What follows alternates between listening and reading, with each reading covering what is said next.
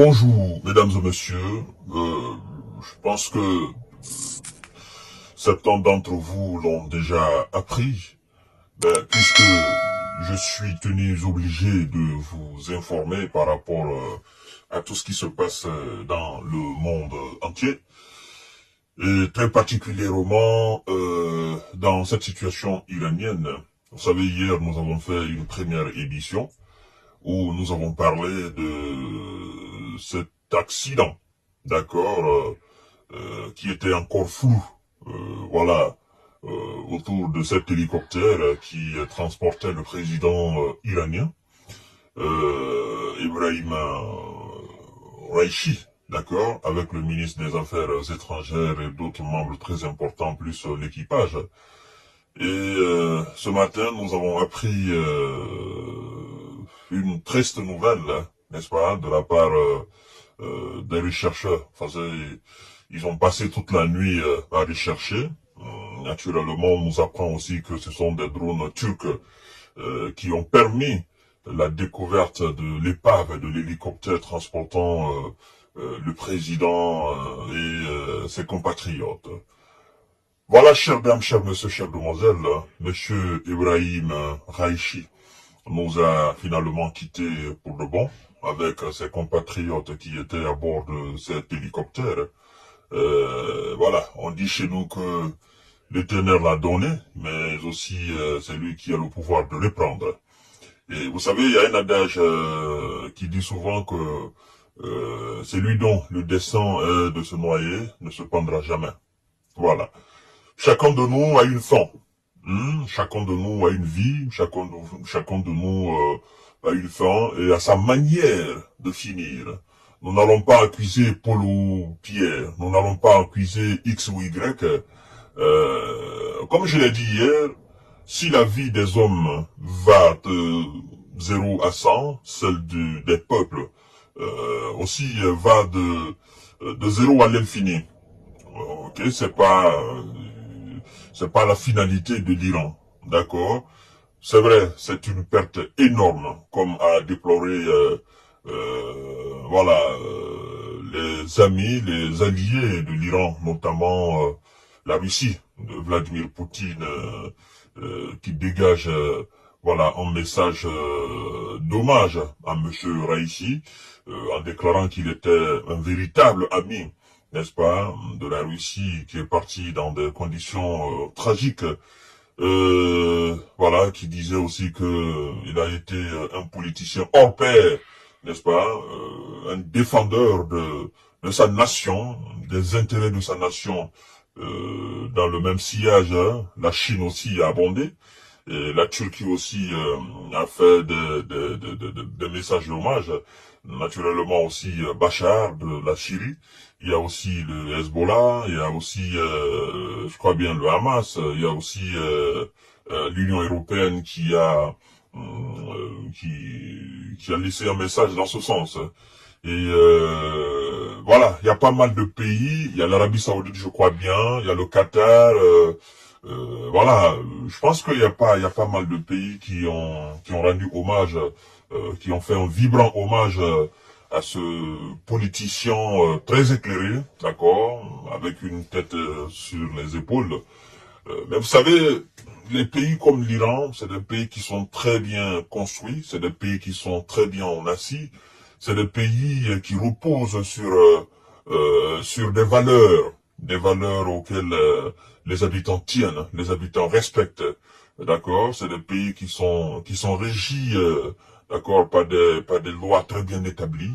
Et on nous apprend, parce que j'ai vu hier dans la constitution iranienne, à son article 131, qu'en cas de disparition du président ou de maladie ou d'incapacité, n'est-ce pas, d'une période supérieure à 2 mois, d'accord, c'est son vice-président qui doit assurer l'intérim, d'accord, histoire d'organiser les élections dans 50 jours.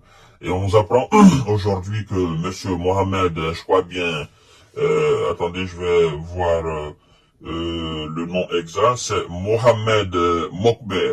Voilà, Mohamed Mokber, qui a été élu, je crois bien, il y a pas longtemps, voilà, le vice-président. Voilà, d'accord. Effectivement, c'est Mohamed Mokber. C'est lui qui doit assurer l'intérim afin d'organiser les élections dans les 50 jours qui suivent.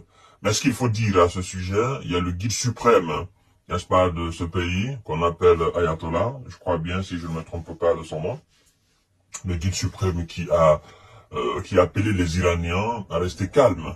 D'accord? Il dit que c'est pas la fin de l'Iran, il dit que ça ne changera pas la vision iranienne, ça ne changera pas la stabilité iranienne, ça ne changera pas la structure, n'est-ce pas, sur le plan politique, sur le plan diplomatique, sur le plan existentiel même de l'Iran, même si d'autres disent que ça sera un moment d'incertitude politique. Moi je dis non. Je dis non parce que l'Iran a une valeur, l'Iran a sa politique, l'Iran a sa vision, l'Iran a son objectif. L'Iran a sa route, a son destin, comme la plupart des pays qui sont structurés à travers le monde. Euh, c'est vrai, ça fait un coup, n'est-ce pas, au moral, parce que c'est un président charismatique, hein, d'accord, qui défendait oncle Beck, n'est-ce pas, les intérêts de son pays, qui défendait aussi avec vivacité, avec diplomatie, d'accord, avec intelligence, n'est-ce pas, les intérêts de son pays, où qu'il soit, d'accord. Il allait chercher à sécuriser son pays contre ses adversaires, contre ses ennemis. Et il n'hésitait pas parfois de tenir des discours vraiment costauds, hein, d'accord. C'est pas quelqu'un qui avait froid aux yeux. Il était sûr de quelque chose. Il était sûr de son État. Il était sûr de la structure de son pays. Il était sûr de sa force. Il était sûr de ses alliés. Mais nous sommes des mortels. D'accord? Nous ne sommes pas des immortels. Nous sommes appelés à partir. Hein? Comme tout le monde. Nous allons tous partir. Comme je l'ai dit hier, ceux qui sont contre nous, ceux qui ne sont pas contre nous, s'il existait une certitude sur cette terre, c'est que nous allons tous partir. C'est ça au fait. Certainement, il y en a qui iront avant d'autres, hein, comme c'est le cas aujourd'hui du président iranien. Hein, d'accord. Je ne nie pas qu'il y ait de tensions entre l'Iran et un certain nombre de pays. Je ne nie pas qu'il y avait, n'est-ce pas, de tensions entre monsieur Mohamed Raïssi et Ibrahim Raïssi, un certain nombre de présidents, notamment un certain nombre de pays voisins en Iran, voilà, qui sont aujourd'hui peut-être quelque part contents, mais tout ce qui est du domaine de l'éternel, hein, on ne doit pas se réjouir de cela, d'accord? Parce que tôt ou tard, nous aussi nous allons partir. Certainement, aujourd'hui, il y en a qui se réjouissent du départ, du repos éternel de ce monsieur, mais ils oublient que eux aussi, dans ce peu de temps, ils vont partir. Personne n'est racine humaine de cette de cette vie, au fait. D'accord? Nous allons tous partir. Voilà un peu. Donc, que personne ne se réjouisse de la disparition de ce monsieur. Nous souhaitons condoléances, nous présentons condoléances au peuple iranien. Et nous disons tout simplement que nous sommes avec le peuple. D'accord? Nous sommes avec le peuple. Nous sommes les amis des peuples du monde entier. D'accord?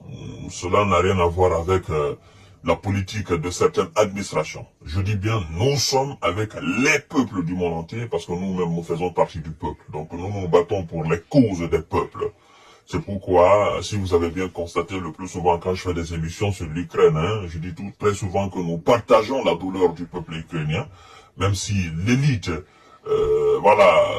a des visions beaucoup plus malsaine, hein, d'accord, mais nous partageons la vision du peuple ukrainien, nous partageons la douleur du peuple ukrainien. Donc nous sommes avec les peuples. Nous sommes les défendeurs du peuple, les défenseurs du peuple, et nous nous battons naturellement pour les causes différentes des différents peuples à travers le monde. Voilà un peu, mesdames et messieurs, ce que j'avais à dire par rapport à ce monsieur.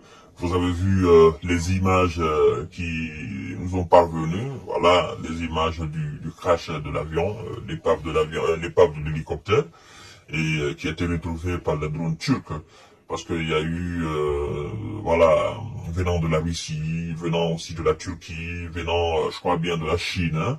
Il y a eu, voilà, des secouristes, des personnes, des États alliés à l'Iran qui ont proposé leur aide. Et finalement, il a été retrouvé. Voilà. À tout à l'heure pour notre série d'informations de décortiquage. Hein. La vie continue. C'est comme ça la vie. D'autres partent, d'autres restent pour un certain temps. Après, eux aussi, ils attendent leur jour. Et puis voilà, ils partent aussi. Il y a d'autres générations qui viennent. Ben c'est ça. Tout ce que l'Éternel veut, c'est ce qu'il fait au fait. D'accord. Personne n'est éternel. L'Éternel, il est au-dessus de tout le monde. Il fait ce que bon lui semble. Au moment qu'il veut, là où il veut, la manière qu'il veut. Et c'est lui qui sait pourquoi il le fait. Voilà, il n'y a pas d'explication à cela. C'est lui seul qui détient les clés de cette explication-là. Et il n'a de compte à rendre à personne. Voilà, il se rend des comptes tout seul. C'est ça la gloire de l'Éternel. C'est-à-dire, personne n'a le lui demander pourquoi il fait ça. Non, non, non, non, non, non, non, non, non, non, non. C'est lui qui sait pourquoi il le fait. Parce que c'est lui qui a créé au fait. Vous voyez, c'est lui qui a créé. Et il fait de sa créature ce qu'il veut. Voilà, s'il veut, il le reprend. S'il veut, il le laisse pour un temps, jouir de sa vie. Voilà, c'est lui le maître de tout. Donc, il n'a de compte rendre à personne. Il a le compte rendre à lui-même et à lui seul. Voilà, mesdames et messieurs. Partagez la vidéo, l'information de la disparition du chef président iranien. Et à tout à l'heure pour notre série d'informations de décortiquage. Merci beaucoup. Abonnez-vous sur ma page J-Visionnaire et activez la cloche de notification pour ne plus rater mes émissions. Mais aussi abonnez-vous sur ma chaîne YouTube qui est Kanté J-Visionnaire le vrai pour que nous puissions continuer la diffusion des informations et les décortiquages. Merci beaucoup et bonne journée de lundi.